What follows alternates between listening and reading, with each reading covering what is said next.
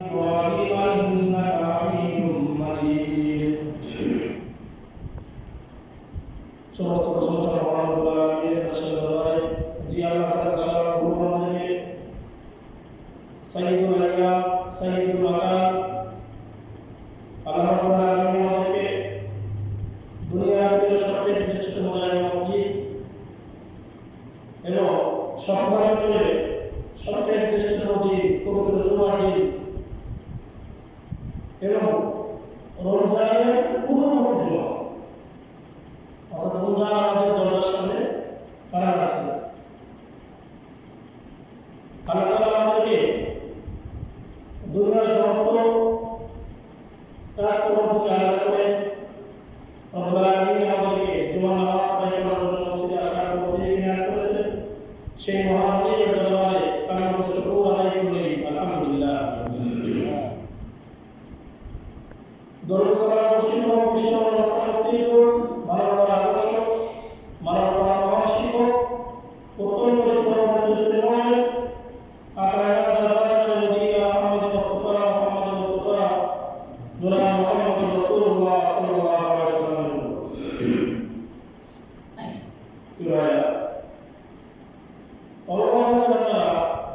প্রায় 4 জুমা ধারাবাহিক দারসুল কোরআনের তাফসীর চলছিল।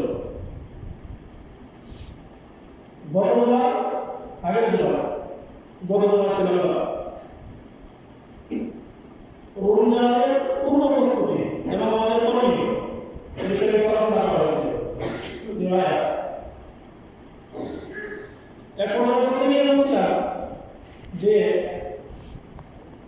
আমরা যারা রমজানের রোজা পালন করি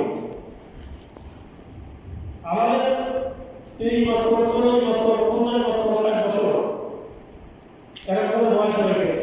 40 বছর হলে আপনার প্যারা হওয়ার পর থেকে নিয়ে 12 হওয়ার পর থেকে নিয়ে মনে করেন আপনি 12 বছর বয়স হয়েছে, এখন আপনার বয়স 40, তাহলে 15 বছর থেকে নিয়ে 40 বছর পর্যন্ত আপনি কয় বছর পেয়েছেন? 3 বছর যদি হয় কয়টা 28 বছর পেয়েছেন, অর্থাৎ 28টা মাস 28 বছরে কি 28টা মাস আপনারা পেয়েছেন। ঠিক এমন প্রত্যেকটা বছর আপনারা রোজা রাখছেন, কিন্তু রোজা রাখার পরে আমাদের শারীরিক পরিবর্তন মানসিক পরিবর্তন আমাদের পরিবর্তন কি হয় না। অর্থাৎ